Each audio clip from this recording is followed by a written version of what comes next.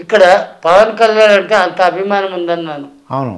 కానీ అదే పవన్ కళ్యాణ్ గురించి నేను ప్రశ్నించడానికే వచ్చాను, ప్రశ్నిస్తూనే జీవిస్తానంటే అక్కడ నేను ఇతని తలకు కన్ఫ్యూజన్ ఒక కొజ్జా అంటున్నాను.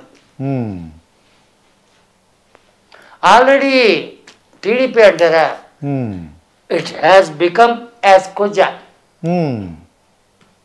ఎలా అంటారా, మీరు ఎప్పుడైనా కానీ హెరిటేజ్ షోరూంలో మెటీరియల్ కొన్నారా? నేనేమో కొనుక్కోలేదండి నేను ఇప్పుడు. హెరిటేజ్ షోరూంలోనే ఉన్నాయని తెలుసా తెలీదా? హెరిటేజ్ తెలుసండి. హెరిటేజ్ బటర్ మిల్క్ అమ్ముతారు కదా. ఎక్కడున్నాయి ఇప్పుడు? ఇప్పుడు లేవు. ఎందుకు లేదు? దొబ్బింది మొత్తం, గోచి ఊడింది.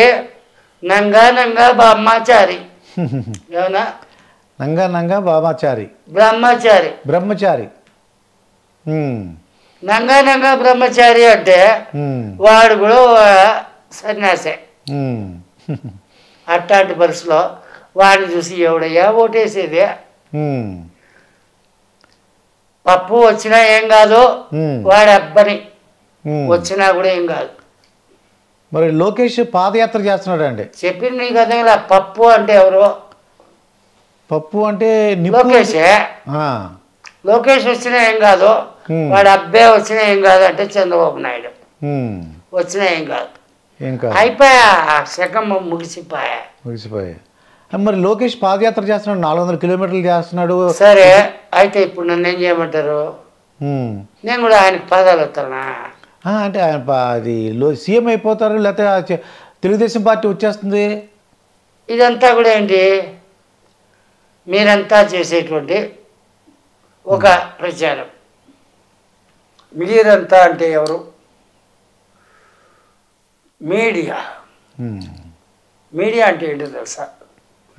నేను కూడా మీడియాలో ఒక 35 సంవత్సరాలు దరిదాపుడు పనిచేసిన వాడు. మీడియా అంటే just it is a brokerizing business. ఏమన్నాను? అదే మళ్ళీ ఒక్క మాట్లాడుతున్నా. ఎడిటింగ్ చేస్తే మాత్రం ఒకడోడికి పగిలిపోతాయి. బ్రోకరేజ్. నువ్వు ఏ ఛానల్కి అమ్ముడిపోయినావు, నువ్వు అమ్ముడిపోయినావు యాజ్ ఎ స్టాఫ్. నీ ఛానల్ ఏ పార్టీకి అమ్ముడిపోతే ఆ పార్టీకి అమ్ముడిపోతాయి యాజ్ ఎ బ్రోకర్. అలాంటి ఆ పరిస్థితిలో నీ కాన్సెప్ట్, నీ పైన నీకు తెలియని ఒక ఓనర్ ఉంటాడు, వాడు చెప్పిందే నువ్వు చేయాలి. That is call brokerizing business. MD broker, employee. ఏమన్నాను? అదే అమ్మ మళ్ళీ చెప్పండి, కొద్దిగా కష్టంగా ఉంది స్వామి. నేను చాలా క్లారిటీగా చెప్తానబ్బా. ఇది ఎడిట్ చేయొద్దు. ఓకే ఓకే అండి. ఎడిట్ చేస్తే కమింగ్ ఫ్యూచర్లో మీ ఛానల్ వాళ్ళు ఎంత పిలిచినా నేను రాను. ఓకే అండి. అయితే నేను ఒక డౌట్ వచ్చిందండి నాకు. జూనియర్ ఎన్టీఆర్ ఒకవేళ తెలుగుదేశం పగ్గాలు పట్టుకున్నాడు. రాడు, 1000% రాడు. ఒకవేళ ఆయన వచ్చినట్లయితే రారు. ఓకే. ఒకవేళ వచ్చినా చేసినా ఇచ్చినా కంప్లీట్గా చంద్రబాబు నాయుడు అస్త్ర సన్యాసం చేస్తే కానీ రాడు. ఆ అవకాశం ఉందంటారా? వీడు చేయడబ్బా. పదవి అనేటువంటి గజ్జితో వాళ్ళంతా కొంటూ జీవించేవాడు చంద్రబాబు నాయుడు. ఇదేమి చంద్రబాబు నాయుడు మీద నాకేమి వ్యక్తిగతమైన ద్వేషంలే. వాడు చేసిన పెద్ద తప్పు, లైఫ్ ఇచ్చిన మామనే వెన్నుపోటు పొడిచాడు. అది నేను సహించలేను. ఎందుకు? నేను కూడా సీనియర్ ఎన్టీఆర్కే చెప్పలేను. నేను అంత వీరాభిమాని. ఎన్టీ రామారావుని అంత ఘోరంగా వైస్రాయ్ హోటల్లో అందరు చేశారు చెప్పులతో కొట్టించినటువంటి చంద్రబాబు నాయుడు ఈ స్థానాన్ని సాధించలేడు, గెలవలేడు. ఈ మధ్యకాలంలో కొన్ని ఛానల్స్లో ఆయన ఇచ్చిన ఇంటర్వ్యూలో ఆ మనవడితోటి ఆడుకుంటాను, నాకు ఈ రాజకీయాలు అవసరం, అది చేశాడంటే కనీసం వాడి మర్యాద కాపాడబడుతుంది.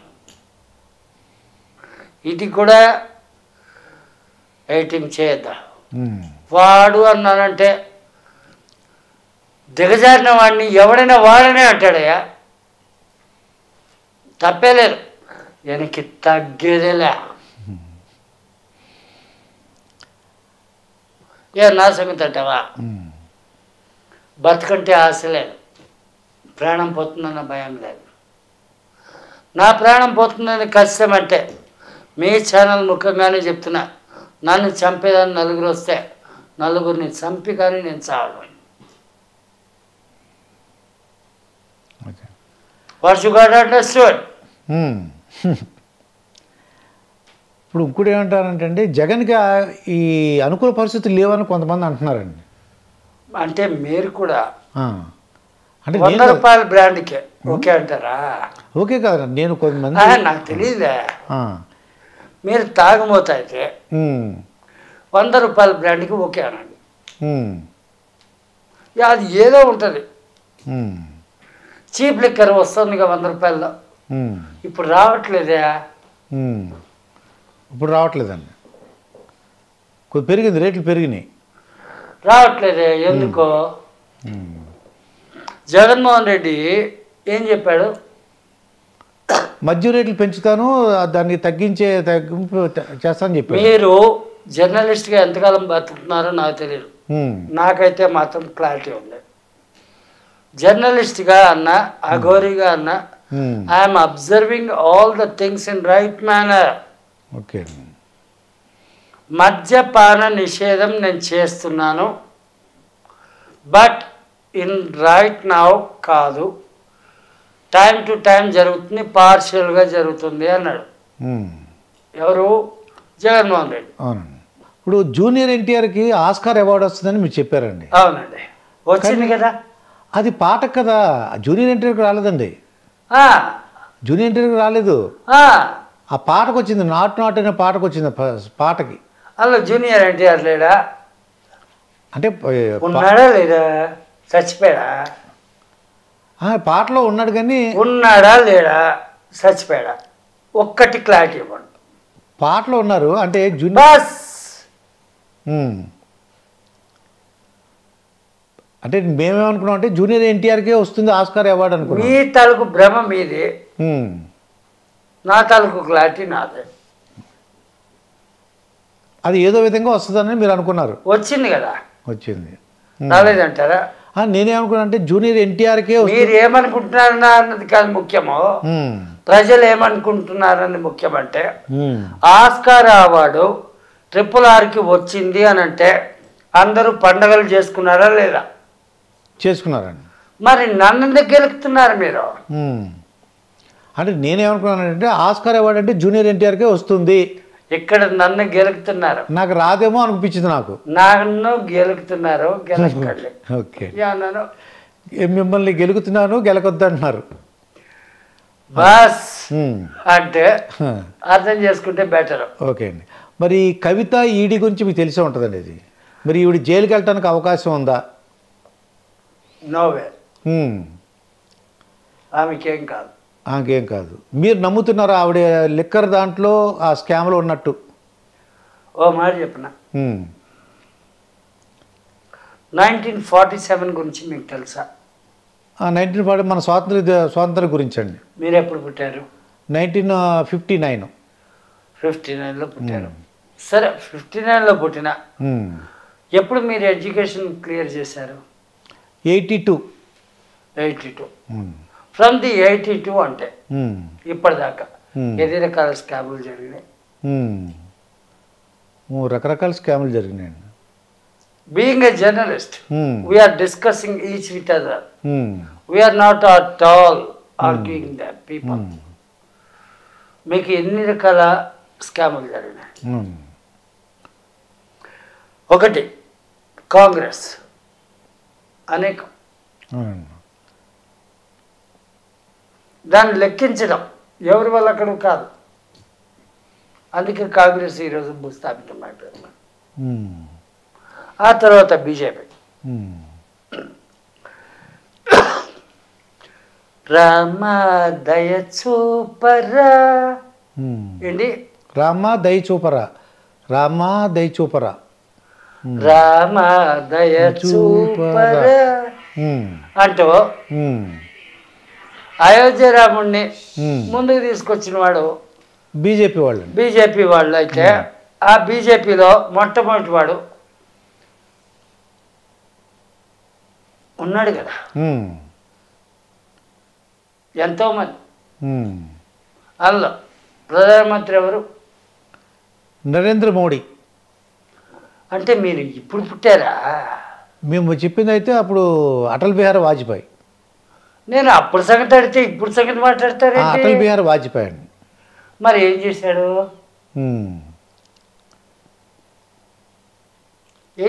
ఏం చేయలేదండి. ఆ తర్వాత ఎంతెంతో అనుకుంటే అంతంతా అనుకుంటే ప్రతి ఎలక్షన్ మూమెంట్లో అయోధ్య రాముడినే ముందు తీసుకొచ్చిన వాళ్ళు అని అంటారు. అది బీజేపీ, అందులో సందేహం లేదు. ఇప్పటి వరకు ఏం చేశారు? What next? నరేంద్ర మోడీనే వచ్చాడు అనుకుందాం. Are you having any visual of Ayodhya Rama? Vishwanath corridor గురించి మనకు వీడియోలో కనబడచ్చు. Show me the one video about the Ayodhya Rama. రాముడు ఏమయ్యాడో ఎవరికి తెలీదు, ఆంజనేయుడు ఏడున్నాడో ఎవరికి తెలీదు. ఏందబ్బా ఈ రాజనీతి? అంటే ఈ కవిత ప్రభావం ఈ బీఆర్ఎస్ మీద ఏమైనా ఉంటుందా అండి? ఓ బా, కాంగ్రెస్లో రాజకీయం అంటే ఏంటో తెలుసా? ఇందిరాగాంధీ స్టాటిస్టిక్స్ తెలుసా? చెప్పండి స్వామి. ఇందిరాగాంధీ స్టాటిస్టిక్స్ నుంచి చూస్తా ప్రతి ఒక్క పాలిటీషియన్ ఎక్కడో తప్పు చేస్తుంటాడు. ఆ తప్పును ఎత్తి చూపించే క్రమంలో చిన్న లీకేజ్ ఇచ్చి మూతి కట్టేయడమే కరెక్ట్ అనుకున్నది ఇందిరాగాంధీ. అయితే ఎందరో మూతిని కట్టేసింది ఎమర్జెన్సీ మూమెంట్లో.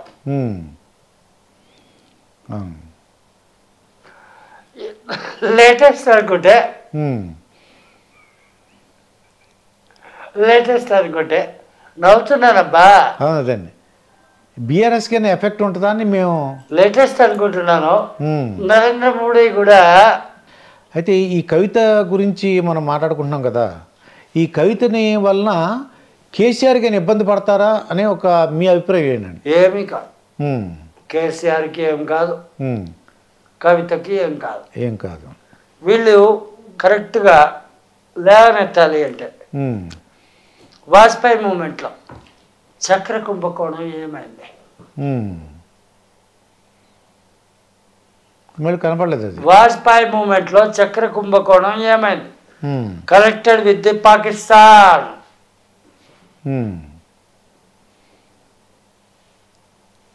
ఓకే. ఆ తర్వాత కార్గిల్ మూమెంట్లో శవపేటికల కుంభకోణం జరిగింది. అది కూడా బీజేపీదే. జస్ట్ అబ్జర్వ్ చేస్తే అర్థమవుతుంది. Each and every party, each and every politician, in my view, very clear, వాళ్ళు స్కాములు చేయడానికి, డబ్బు సంపాదించడానికి పుట్టారు. ప్రజలకు సేవ చేయడానికి ఏ పార్టీ కూడా లేదు. ఇది క్లారిటీ. వ్యక్తులు ఎవరైతే వస్తారో వాళ్ళని మాత్రమే నమ్మండి అంటే ఎవరినయ్యా నమ్మాలా? ఒక ఓటరు ఆలోచించాల్సింది ఇదే, ఎవరినయ్యా నమ్మాలా? ఓటుకి నోటు సంప్రదాయాన్ని ప్రవేశపెట్టినవాడు చంద్రబాబు నాయుడు అయితే దానికి రేవంత్ రెడ్డి అధినాయకుడు. ఎవరిని నమ్మాలి? తప్పేలేదో వెనక్కి తగ్గేదేలే. మరి కేసీఆర్ బీఆర్ఎస్ పార్టీ పెట్టాడు, మొత్తం ఈ దేశం అంతా కూడా విస్తరించాలనుకుంటున్నారు. ఆయనకైనా భవిష్యత్తు ఎలా ఉంటుంది అంటారు? టీఆర్ఎస్గా ఉంటే నేషనల్ పార్టీగా దాన్ని మారిస్తే గెలిచిపోతాడు. కానీ బీఆర్ఎస్ అంటే ఆశ ముదిరింది, తొండ ముదిరింది, రంగు మారుస్తుంది, నాకిపోతాడు. భవిష్యత్తు ఎలా ఉండబోతుంది అంటారు తెలంగాణలో? నాకిపోతాడంటే ఏంటి? నాకిపోతాడు. ఓకే. కానీ కేటీఆర్ టీఆర్ఎస్కి స్టాండ్ అయితే he is going to rule. Okay. KTR yeah. తండ్రికి ఎదురైన పదవల, తండ్రికి ఎదురు చెప్పిన పదవల, KTR is the right person. KCR is not at all right person if he is following BRS. ఆడున్నది ఏంటి? తెలంగాణ ప్రాంతానికి టీఆర్ఎస్ పేరుతోటి ఉండేటువంటి అతిపెద్ద తిమింగలం కేసీఆర్. బీఆర్ఎస్ అంటే భారత రాష్ట్ర సమితినో ఏదో ఉంది, అక్కడ కొన్ని వేల తిమింగలాలు ఉన్నాయి. ఈయనంత పిల్ల చేప.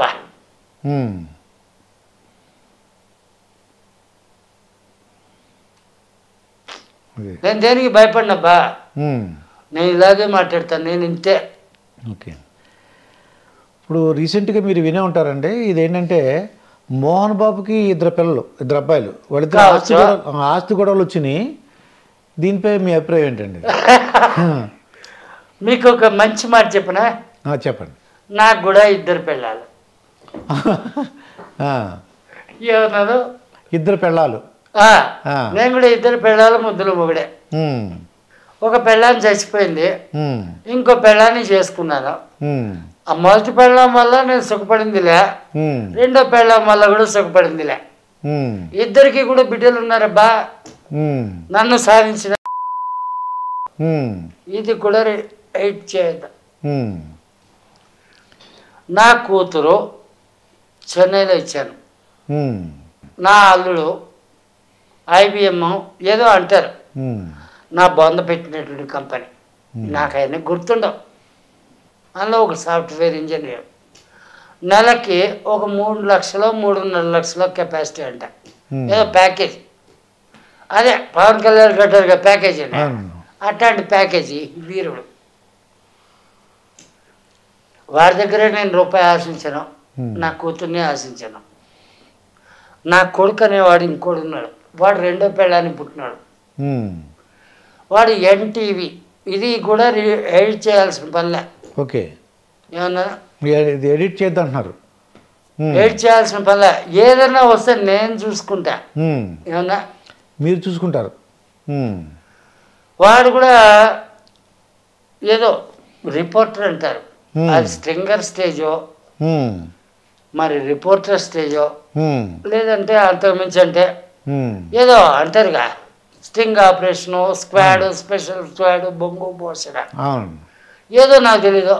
వాడు కూడా నెలకు 3-3.5 లక్షలు సంపాదిస్తాడబ్బా. వాడి దగ్గర రూపాయిని ఆశించరు. ఏమన్నా ₹1 కూడా వాళ్ళ దగ్గర తీసుకోరు, ఆశించరు. వీడి దగ్గర నేను రూపాయి ఆశించాను, తీసుకోను. ఎవడైతే ఏంటంటే నా మూటగాడు అంటే ఎవడి మీద నేనేమి ఆశించి బతికేవాడు కాదు. Still this 71 age I'm living alone, I'm facing all the things alone.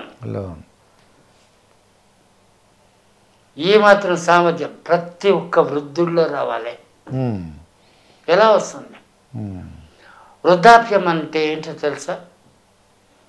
ప్రతి ఒక్క మనిషి కూడా నాకు వయసు అయిపోయింది, నాకు వయసు అయిపోయింది, నాకు వయసు అయిపోయింది, నేను ఎలా బతుకుతాను, ఏం చేసి బతుకుతాను అంటూ బాధపడుతూ బతుకుతుంటాడు వృద్ధాప్యంలో ఉండేవాడు. Still I am saying this word, I am running about 71. ఆత్మతత్వంలో జీవిస్తే వయసు ఉండదు. వయసు మీరింది లేదు, వయసు తగ్గింది లేదు. శరీర తత్వంతో జీవిస్తే వయసు అనేది ఉంటుందయ్యా, వీక్నెస్లు ఉంటాయా, రోగాలు వస్తాయా. కానీ ఆత్మతత్వంలో జీవిస్తే అది రాదు. కానీ ఆత్మతత్వంలో జీవించాలంటే ఒక భక్తి మార్గం. ఏ దిక్కు లేని వాడికి దేవుడే దిక్కు, ఇదన్నా తెలుసుకోవచ్చుగా. ఏది చేతగాని వాడినా, ఎవడైనా చేతగాని వాడైనా, ఏ దిక్కు లేని వాడికి దేవుడే దిక్కు అని అంటారు కదా. అదే కష్టం అంటే అదైనా పాటించచ్చు కదా. నా బిడ్డో నా అంటే ఈయన ఈ ఇద్దరు పిల్లలు బాబా ఇందులో బూతు మాటలు ఉన్నాయి. అవునండి. కానీ ఇది ఏం చేయొద్దు. ఓకే అండి. ఇది నా స్పెషల్ కండిషన్. ఓకే అండి. ఈ మోహన్ ఇది నా స్పెషల్ కండిషన్. ఓకే, తప్పకుండా అండి. అయితే ఈ ఇద్దరు పిల్లలు ఆస్తుల గురించి దెబ్బలాడుకుంటున్నారండి. ఈ మోహన్ అలాంటిదే అది కూడా. అది కూడా ఇప్పుడు నేను చెప్తున్నా నా తాలూకు చరిత్ర గురించి, అలాంటిదే అది కూడా. అప్పుడు కూడా మోహన్ బాబు తీసుకున్న నిర్ణయం ఏంటి, అయ్యా నాకు ఉన్నది ఇది, ఇందులో ఈ భాగము మీది, చెరి సగం, ఈ భాగం నా కూతుళ్ళది, ఓకే, ఈ భాగం నాది, నా పెళ్ళంది. క్లెవర్, మంచోడు, అది మోహన్ బాబు మంచోడు, తెలివైనవాడు. ఆ సిస్టమ్ని మోహన్ బాబు జీవితకాలం బతికి ఉన్నంతకాలం పాటిస్తే సినిమా ఇండస్ట్రీకైనా ఏమైనా చేయగలుగుతాడు. అయితే మరి మనకి కేంద్ర ప్రభుత్వంలో అంటే కేంద్రంలో ఇప్పుడు ప్రస్తుతం అయితే బీజేపీ ఉందండి. రాబోయేలో ఏ పార్టీ రావడానికి అవకాశం ఉంది అధికారంలోకి? బీజేపీనే వస్తుంది. బీజేపీ వస్తుంది. నరేంద్ర మోడీ ఉన్నంతకాలం బీజేపీని. నరేంద్ర మోడీ కంటిన్యూ అవడానికి అవకాశం ఉందండి? అవుతాడు. Until his life end. మీకు నచ్చిన పొలిటీషియన్ ఎవరో పేరు చెప్పండి. నచ్చిన పొలిటీషియన్ అంటే పూర్వం కానీ ఎన్టీ రామారావు. ఇప్పుడు ఫస్ట్. ఓకే. సెకండ్ కాంగ్రెస్లో అంటే వైఎస్ఆర్. వైఎస్ఆర్ అంటే జగన్మోహన్ రెడ్డి. రాజశేఖర్ రెడ్డి. ఓ, రాజశేఖర్ రెడ్డి. ఓకే. మరి సమాజంలో కొన్ని అరాచకాలు జరుగుతున్నాయండి. దీనికి బాధ్యత ఎవరిదంటారు? ఎవరైతే అరాచకాలకు గురవుతున్నారో వాళ్ళదే. ఫర్ ఎగ్జాంపుల్ రౌడీ అనేటువంటి వాడు, అంటే రౌడీ షీటర్స్ గురించి మాట్లాడుతున్నాను. ఒక్కడే ఉంటాడండి. సమాజంలో ఉండే మనుషులు 100 మంది ఉంటారండి. ఏది ఆ క్రైమ్ జరిగేటప్పుడు 100 మంది తిరగబడితే ఒక రౌడీ షీటర్ని చంపడం పెద్ద కష్టమా? కష్టమేం కాదు అది, కానీ తిరగబడడానికి ధైర్యం ఉండదు వాళ్ళకి. అందుకే అంటున్నాను, సమాజందే తప్పు,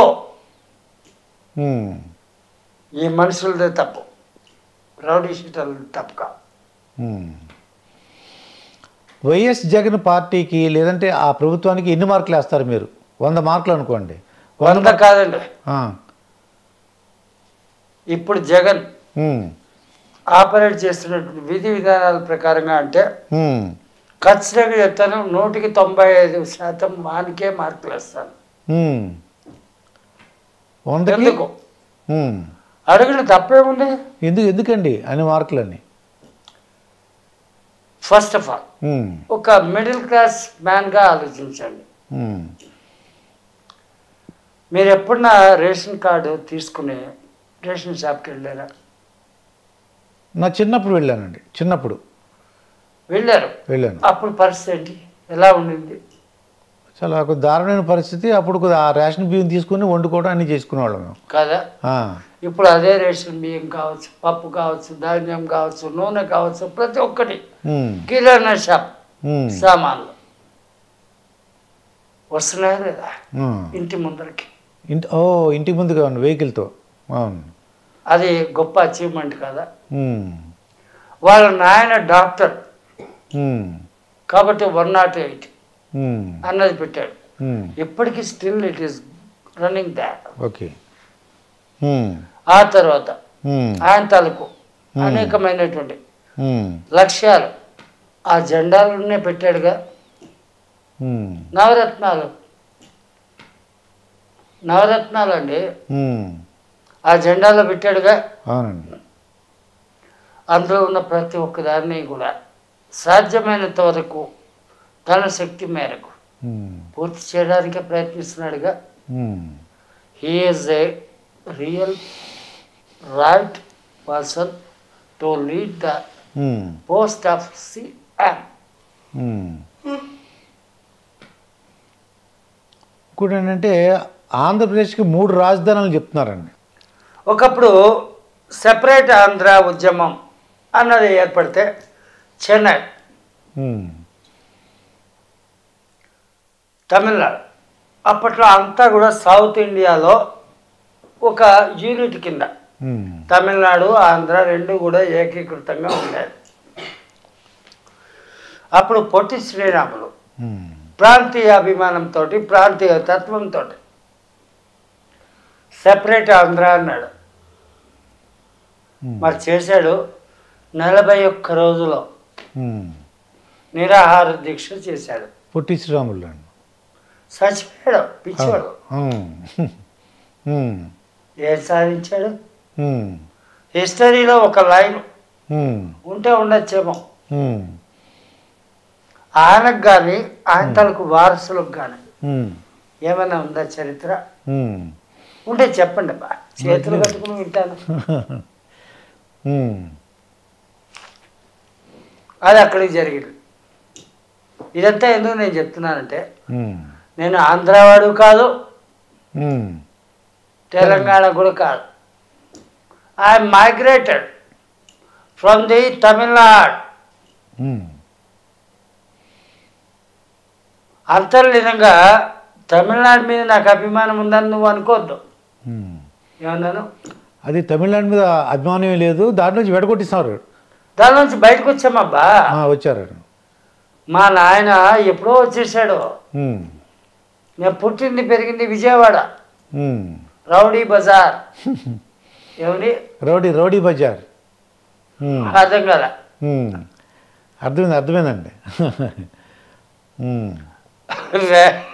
ఆ పిచ్చోడు ఎవడో, ఆయన పిచ్చోడు అంటే పిచ్చోడు ఎవడో అన్నానంటే తప్పేంలే, నాకు గుర్తురాలేదు కాబట్టి అంటున్నా.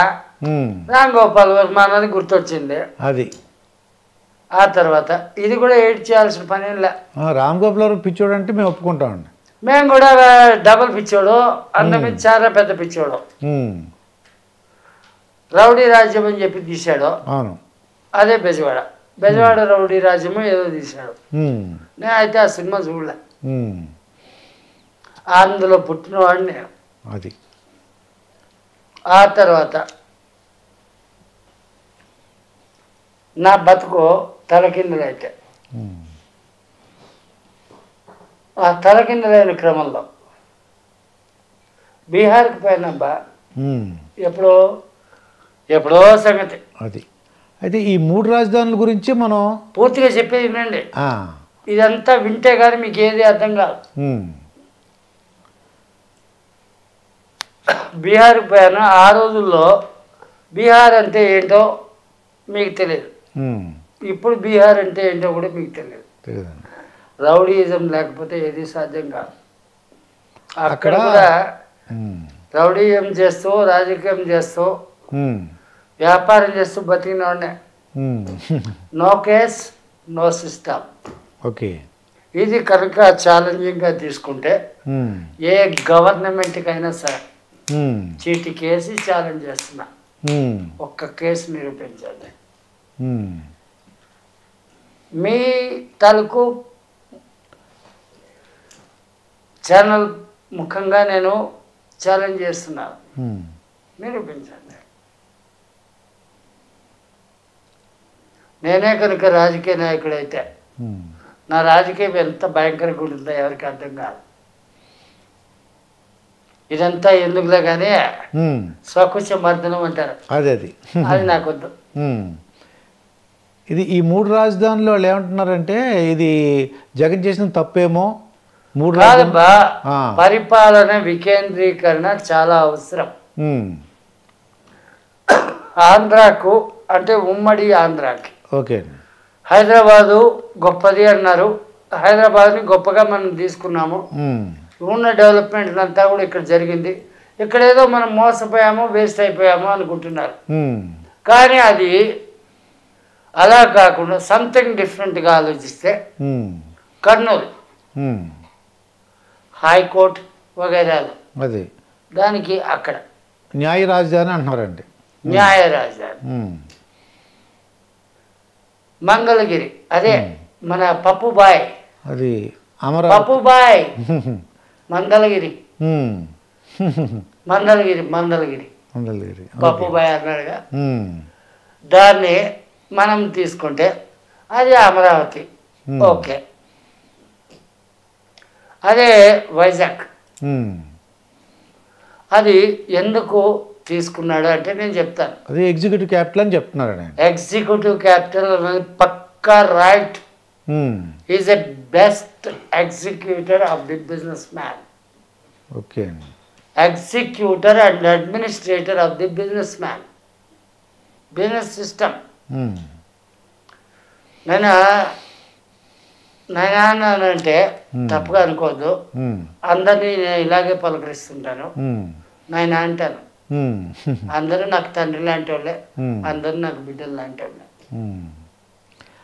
అయితే ఇక్కడ హార్బర్ లేకపోతే డెవలప్మెంట్ ఉండదు,